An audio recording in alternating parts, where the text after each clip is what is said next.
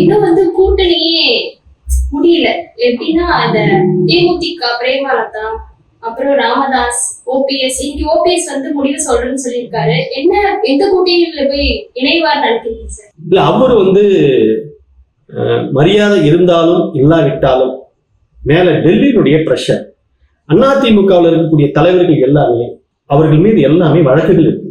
CBI, அமலாக்கத்துறை, வருமான வரித்துறை, இந்த வழக்குகள்லாம் இருக்கு.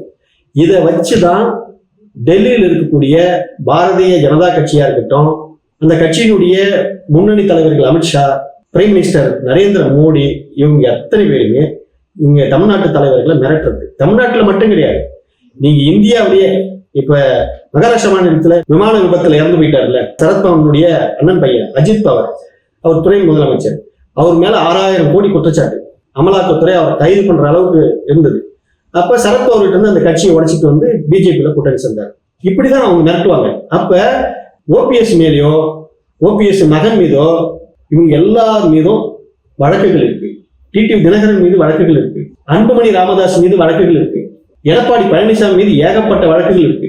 அப்ப அவங்க சொல்றாங்க, நீ ஜெயிலுக்கு போறியா, இங்க ஒன்னா வரையா அப்படின்னு சொல்லும் போது அதுக்கு பணிந்து ஒத்து போனா மட்டும்தான் அவர்கள் நிம்மதியாக வாழ முடியும்.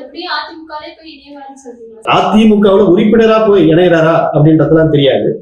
ஆனா ஒரு 2 சீட்டு 3 சீட்டு கொடுங்க, நான் பிஜேபியில நிக்கிறேன் அல்லது சுயேட்சை சின்னத்துல நிக்கிறேன் அப்படின்னு சொல்லி கூப்பிட்டு அதுல, அதாவது பொருந்தா உறவு அப்படின்னு சொல்லுவாங்கல்ல, தேவையற்ற ஒரு வீட்டுக்கே நம்ம வந்து என்ன அப்படின்னு சொல்லி கேட்டோம், வேற வழியே இல்லை, ஒரு வீட்டுக்கு போய் உட்காரணுடைய நிலைமை வந்துருச்சு, நெருஞ்சிக்கிட்டு சுழிஞ்சிக்கிட்டு வர வழியில உட்காந்துட்டு ஒரு கிளாஸ் தண்ணி கொடுத்தானா அந்த தண்ணியை குடிச்சியும் குடிக்காமலையும் வச்சுட்டு தவிச்சிட்டு வருவோம் பத்தியா. சில உறவு முறைகளை, நம்ம வீட்டில் இருக்கக்கூடிய உறவு முறைகளே அந்த மாதிரியான ஒரு போக்கு நமக்கு இருக்கும். அதே கண்டிஷன் தான் திரு ஓபிஎஸ் அவர்களுக்கும். சேர முடியாதுமா, அதிமுகவில் அவங்களால சேரவே முடியாது.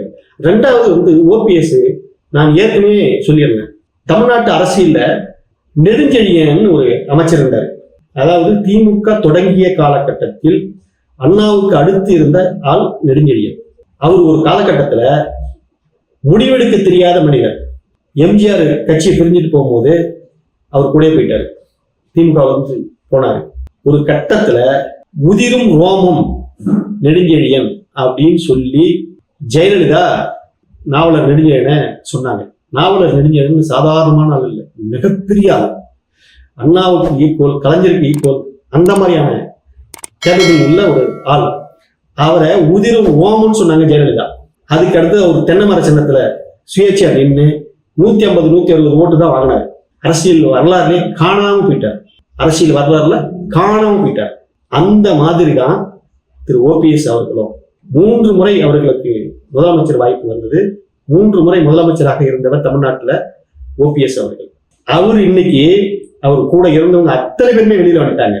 பெரும்பான்மையானவர்கள் திமுகவில் போய் சேர்ந்துட்டாங்க. இன்னும் சில பேர் ஏடிஎம்கே எடப்பாடி பழனிசாமியை சந்திச்சு சேர்ந்துட்டாங்க.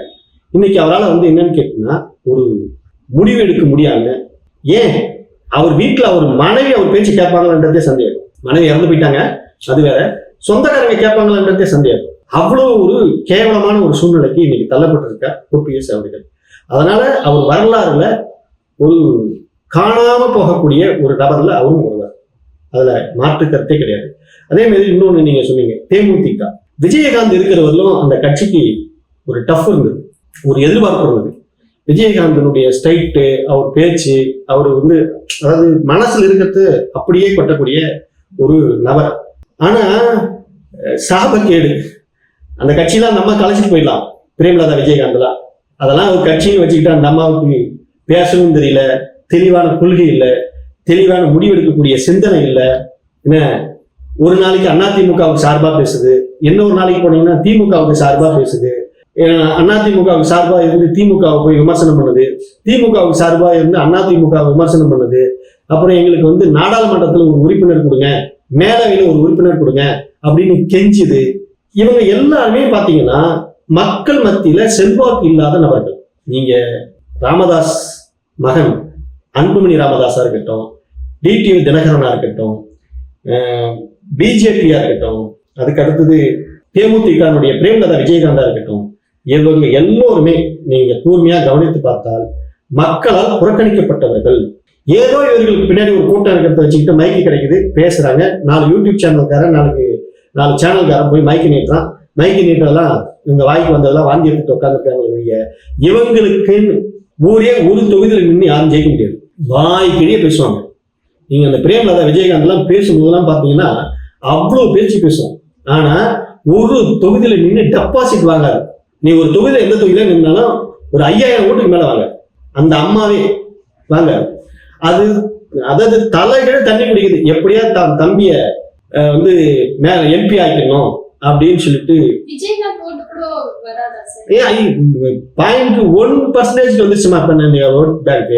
விஜயகாந்த் முதல் தேர்தலில் 8% ஓட்டு வாங்கினாரு. அதுக்கு அடுத்த தேர்தலில் வந்து 10% ஓட்டு வாங்கினாரு. படிப்படியாக அவருக்கு வளர்ச்சி இருந்தது. அப்புறம் அதிமுக கூட கூட்டணி வச்சாரு. எதிர்கட்சி தலைவரே வந்து உட்காந்துட்டாரு அவரு. அப்புறம் ஜெயலலிதாவுக்கும் விஜயகாந்துக்கும் கருத்து மோதல் வந்தது. சட்டமன்றத்துல நாக்க துருத்து கடிச்சு அவர் வந்து எதிர்த்தார். அந்த அளவுக்கு ஒரு தில்லு உள்ள மனிதர் விஜயகாந்த். ஆனா அவர் மறைந்தாரு, அந்த கட்சி போயிடுச்சு. ஒரு வார்டு எலெக்ஷன்ல இப்ப அவங்க நின்று ஜெயிக்க முடியாது அவங்க கட்சியில. ஆனா பேச்சு மட்டும் பாத்தீங்கன்னா அவ்வளவு பேச்சு பேசும் நம்ம மைக்கு கிடைச்சா. அதே மாதிரிதான் அன்புமணி. ஏன் அவங்க சொந்த ஊர்ல தர்மபுரியில அவங்க மக்கள், வன்னியர் மக்கள் அதிகமா உள்ள தொகுதியில சௌமியா அன்புமணி தோத்துட்டாங்க. அவரே தோத்தாரு, அன்புமணியே தோத்தாரு. ஒரு மக்கள் கிட்ட நின்று ஒரு தேர்தல் நின்று ஜெயிச்சு வெற்றி பெற்று அவர் அமைச்சராக சொல்ல முடியவே முடியாது. இதெல்லாம் அவர் அமைச்சர் ஆனது, அன்புமணி ராமதாஸ் எல்லாம் அமைச்சர் ஆனதெல்லாம் கலைஞர் போட்ட பிச்சை. அதெல்லாம் கலைஞர் போட்ட பிச்சைமா. அவரு அவங்க எல்லாம் முகம் காட்டிட்டு இருக்காங்கன்னா தேர்தல் நின்று ஜெயிச்சு வந்தவங்க எல்லாம் ஒன்றும் கிடையாது. அதிமுகன்ற ஒரு பெரிய கட்சி, அந்த கட்சியில நின்னா ஜெயிக்கிறாங்க. திமுகன்ற ஒரு பெரிய கட்சி, அந்த கட்சியில நின்னா ஜெயிக்கலாம். மற்றபடி இருக்கிறவங்க அத்தனை பேருமே நிறைய பேச்சு பேசுவாங்க.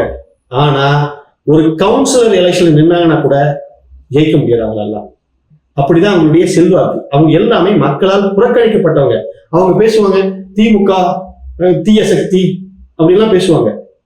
அதெல்லாம் வந்து பேசுறதுக்கு வந்து இதுவா இருக்கும். நடைமுறையில அவங்க 0%.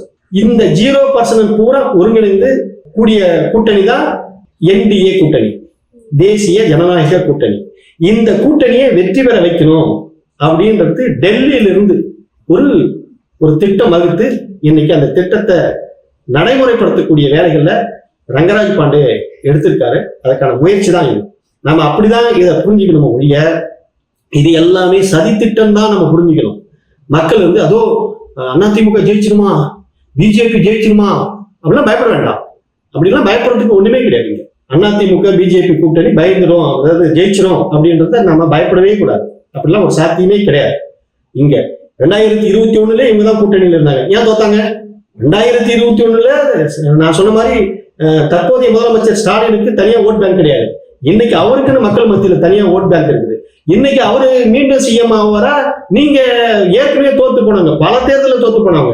ஜெயலலிதா மறைந்த பின்னாடி அதிமுக ஒரு தேர்தலில் கூட வெற்றி பெறல. அப்புறம் எப்படி 2026 மட்டும் ஜெயிச்சிடும்? இப்ப இதுதான் சதி. SIR கொண்டு வந்தாங்க. SIRல ஒரு 97 லட்சம் வாக்காளர்கள் நீக்கினாங்க. இப்ப இந்த மாதிரி இப்ப இருந்தே சொல்லுவாங்க. என்னன்னு கேட்டு 3-4 மாசத்துக்கு முன்னாடியே அப்பவே சொன்னேன்ல, அங்க தில்லுமுள்ளு பண்றதுக்காக இந்த சூழ்ச்சிகள், இந்த சதி திட்டங்கள் இப்ப தொடர ஆரம்பித்திருக்கிறது. அதை திரு ரங்கராஜ் பாண்டே அவர்கள் தினமலர் மூலமாகவும் சாணக்கியா தொலைக்காட்சி மூலமாகவும் இப்ப தொடங்கி இருக்கிறார் அப்படின்னு தான் இதை நம்ம பார்க்கணும். நன்றி, வணக்கம்.